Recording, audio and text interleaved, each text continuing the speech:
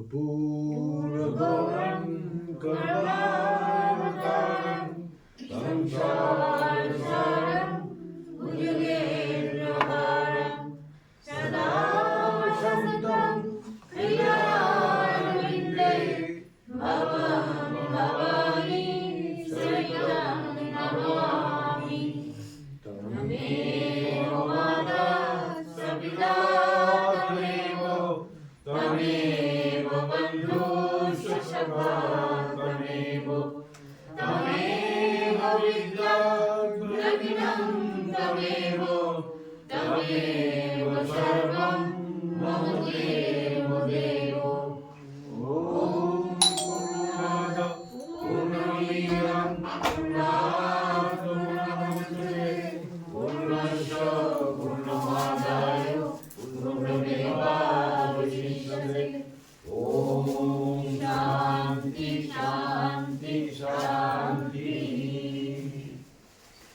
नारायण हरि ओम् नारायण हरि ओम् शिव शिव ओम् हर हर ओम् शिव शिव ओम् हर हर ओम् नारायण हरि ओम् नारायण हरि ओम् परमात्मा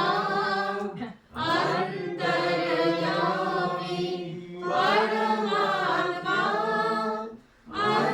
अंतर्यामी परमात्मा अंतर्यामी परमात्मा अंतर्यामी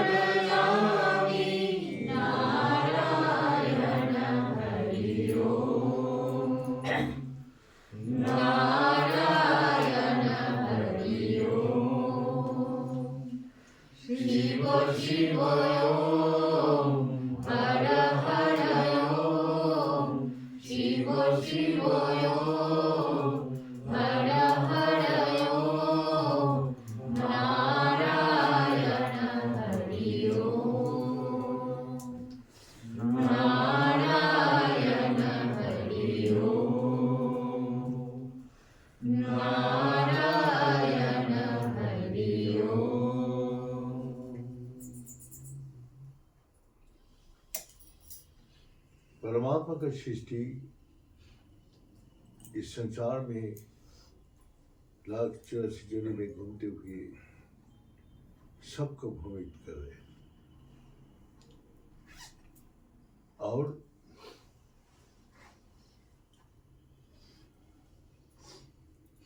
सिर्फ मनुष्य को ही एकमात्र दिया है कर्म करने का अधिकार और पशु पक्षी पेड़ पौधा कीट पतंग जितना भी और मनुष्य जन छोड़ के जितना भी जीव जगत है सबको अपना कर्म भोगने के लिए वो अपना शरीर को बनाया। अगर वो गुरु जी हम लोग को बोल रहे थे अगर वो नाली के कीड़ा बनेगा तो उसको भगवान ने कृपा करके ऐसे ही शरीर ऐसे ही मन ऐसी बुद्धि दे देते जैसे मालूम होता है मैं नाली का ही कीड़ा हूं। वो भी वहाँ दया किया कृपा किया। अगर कोई मनुष्य का अगर वही जगह बांध के रख दे तो वो उसको मुश्किल हो जाएगा। और फिर जो फूल का ऊपर बैठने के लिए मधुमक्खी बैठती उस फूल से वो मधु निकाल लेके जाती। तो हमारा बोलने का अर्थ है जो गुरु जी बोलते हैं जैसे जैसा कर्म भोगने के लिए शरीर चाहिए उसको उसी प्रकार शरीर बना देते।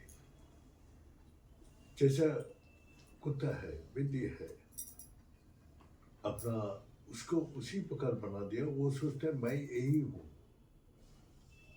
जैसा हम मनुष्य हूँ ऐसे सोचता हूँ लेकिन मैंने कितना बार इस सब घूम के आया। इसीलिए आदमी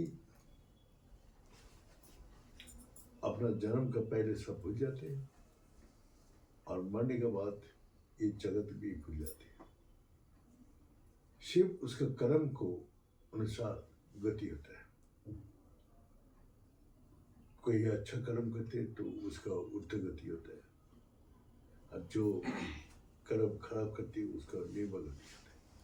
निर्मल गति पशु पक्षी पेड़ पौधा कीट पतंगा और सुख भोगने के लिए भी उसने ऐसे ही देह प्रदान किया है जो कभी बुढ़ापा नहीं आएगा, कभी वस्त्र मैल नहीं होगा। जो इच्छा करेगा उसी समय वो इच्छा पूरी करेगा। अगर वो सोचते हैं मैं आराम से मैंने 10 साल सहेंगे, आराम से सो सकते, माने उसको कोई बार नहीं है सुख का, लेकिन कष्ट का उसको भोगने का एक बार देता है। उसका जैसा ये मच्छर है, अपना कीड़ा मकोड़ा है, ये लोग जन्म लेते मर जाते। किसी जगह पैर पड़ गया, किसी का ये हो गया तो मर जाते तुरंत। तो उसको गति फिर उसके ऊपर बला होता है। तो यही बोल रहे थे जो मनुष्य ही एकमात्र कर्म कर सकते हैं और इस संसार में कोई भी कर्म नहीं कर सकते। देवता तो अलग भी वो सुख भोग कर सकते हैं लेकिन कर्म नहीं कर सकते। इसीलिए भगवान क्या बोल रहे, देवता भगवान से प्रार्थना करे, हे प्रभु आप मेरे को मनुष्य जन्म दीजिए जहाँ जाके सिर्फ आपको कर्म करूँगा। वही बोला ना, मनुष्य देह देव दुर्लभ, देव दुर्लभ है, माने मनुष्य देहो देवता लोग भी मांगते हैं जो हमको मनुष्य जन्म दीजिए जहाँ जाके सिर्फ आपके कर्म करूँगा। और हम लोग मनुष्य जन्म मिलने के बाद क्या करें?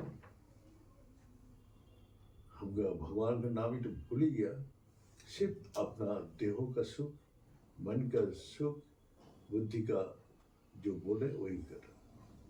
देहो मन बुद्धि यही हमको संचालन कर रहा है। इसको बात तो आत्मा तो का साथ युक्त नहीं है जो आत्मा मेरे को संचालन करे।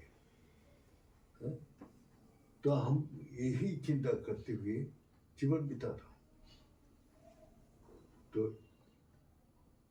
अपना और वही देहों को केंद्रित करके हम लोग का सबका रिश्ता बना है, पिता माता बच्चा ये वो सभी। तो अपना सभी जहाँ जो कर्म भोगना है तो उसको वही जाएगा, उसको जन्म देते हैं। तो गुरु जी एक कहानी सुनाया था, जैसा एक आर्मी अफसर अपना दोस्त को बोला, भाई मैं तो लड़ाई में जा रहा हूँ, अगर मैं वापस आ जाए तो ये 25 लाख रुपया है इस बैंक में, मैं ले जाऊँगा, और मर गया तो मेरा फैमिली को दे दूँगा। बस वो विश्वास करके देखिएगा। अब जब लड़ाई में वो अफसर खत्म हो गया, इसका मन में बुद्धि छल बुद्धि आ गई और उसने बोला मैं यार वो उत्सव के तो कोई नहीं जानते, बस उसको हड़पने के लिए मैं। तो क्या हुआ, उसको शादी होने के बाद बहुत दिन कोई संतान नहीं हुआ, तो वो इधर उधर प्रार्थना करते हुए एक संतान का जन्म दिया। लेकिन जन्म लेती वो बीमार, उसका खून का टट्टी चलने लगा, इधर इलाज कर रहे उधर इलाज कर रहे, कहीं भी उसको ठीक नहीं हो रहा। ऐसे करके लड़का बड़ा हो रहा। तो इंसान अब उसका दुख क्या होते हैं, जो लड़का जो दुख होता है माता पिता का सबसे ज्यादा दुख उसी में होता है, क्योंकि वो उस लड़का का दुख लड़का का नहीं होता है माता पिता का दुख, लेकिन लड़का का दुख माता पिता का होता है। तो इसी प्रकार उसने क्या किया, जो लड़का जब बड़ा हो गया, 10 साल का हो गया, तो वो काफ़ी पीड़ित हो गया, दुखी हो गया, पैसा खर्च करते करते बेहाल हो गया। तो एक दिन वो लड़का बोलता है कि पिताजी, वो जो नीचे वो एक साधु वो बैठा है ना, उससे एक धागा बांध के उसको तुमने 25 रुपया दे दो, हाँ मैं ठीक हो जाऊँ। बोले बेटा इतना इलाज किया, इतना ये किया, तो तेरे को 25 रुपया देने से ठीक हो जाए? हाँ पिताजी। तो वो संत को बुलाया और धागा लगाया, ठीक। तो इसका क्या हुआ, जो वो जो 25 लाख खर्चा होने में 25 रुपया बाकी था,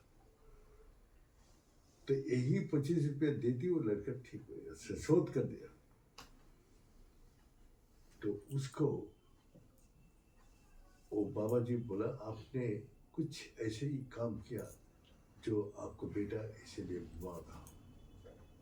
दान है दुर्गति नाश, दान किया इसीलिए इसका दुर्गति नाश हुआ।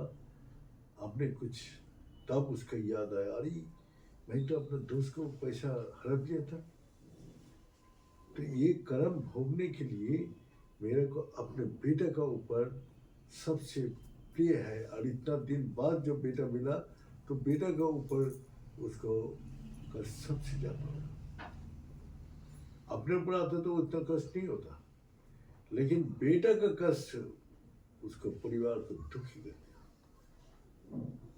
तो यही है, गुरुजी बोल रहे हैं, देख उसने छुप के कर्म किया ना, किसी को पता नहीं चले, लेकिन जो कर्म है वो कर्म तो सबको पता है, क्योंकि तेरा अंतर में वो जो बैठे हैं अंतर्जामी परमात्मा, वो सब साक्षी रूप से सब कुछ देख रहे हैं, सब कुछ जो है नोट हो रहा है।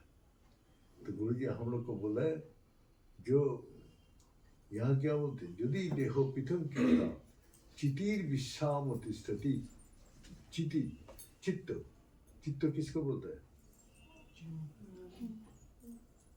मन बुद्धि चित्त, हाँ स्टोरेज।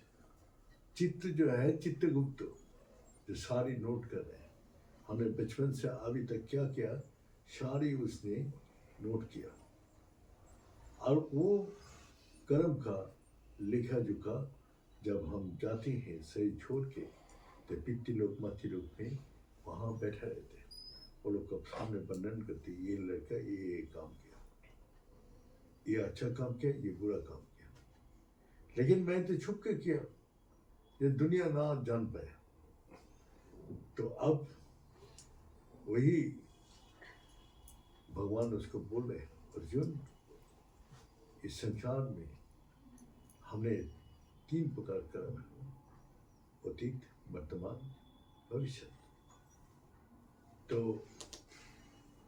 ये 3 प्रकार कर्मों का बीच में तेरा को जो मैं बता रहा हूँ वो अच्छा से सुन। जो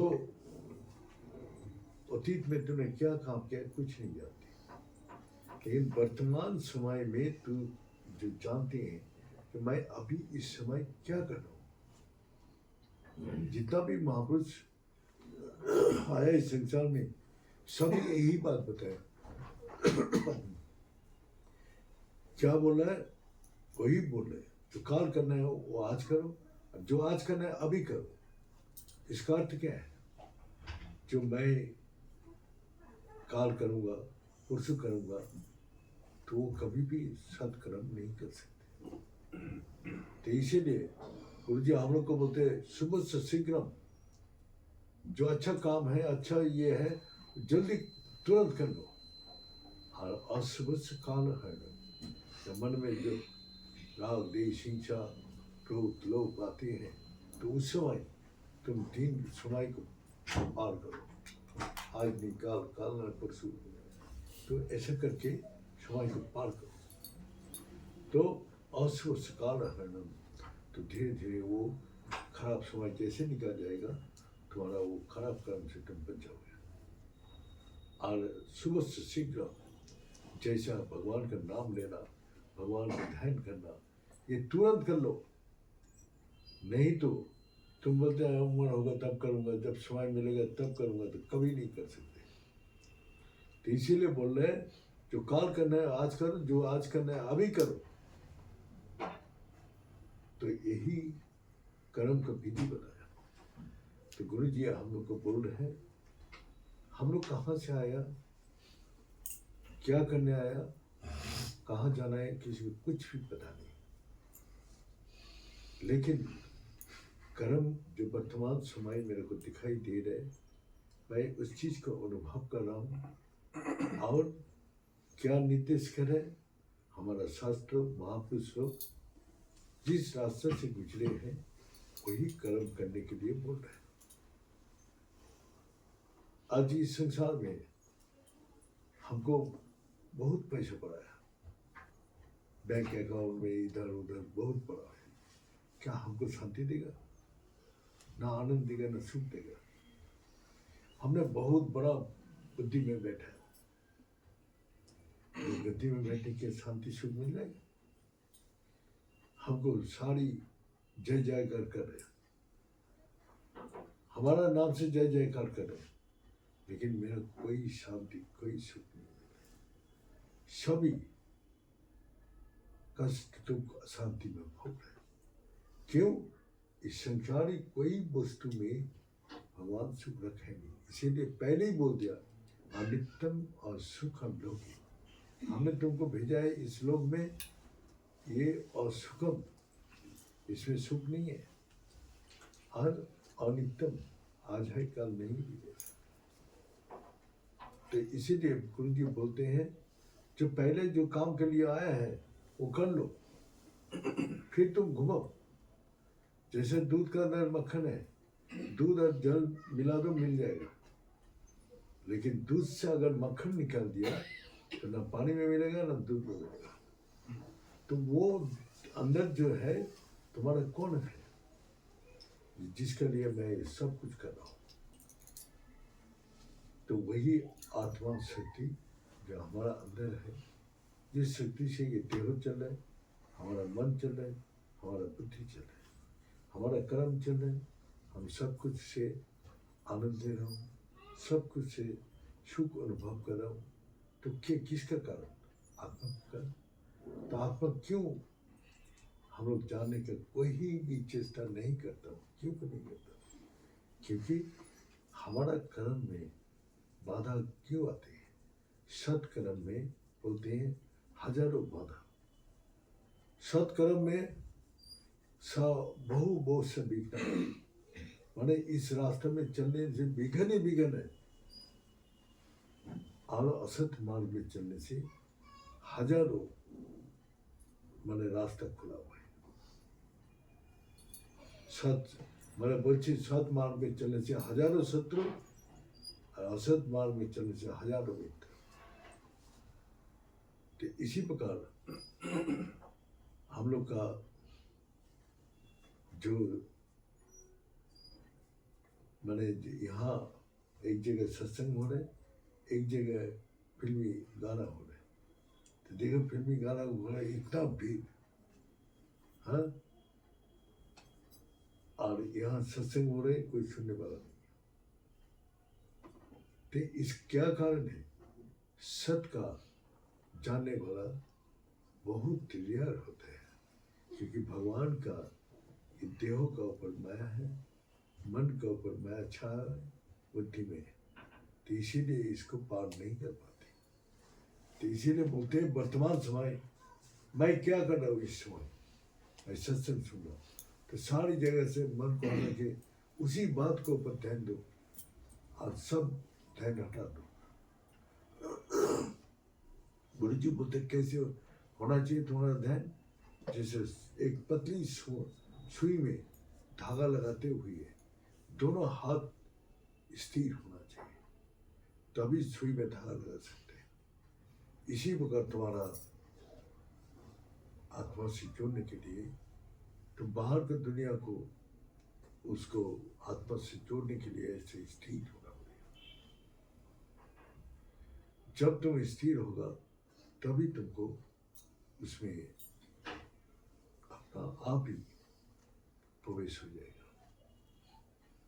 स्थिर तो होके देखो क्या हो रहा है। लेकिन हम पहले अपना जो किताब के ज्ञान से हम विचार करने लग जाते हैं।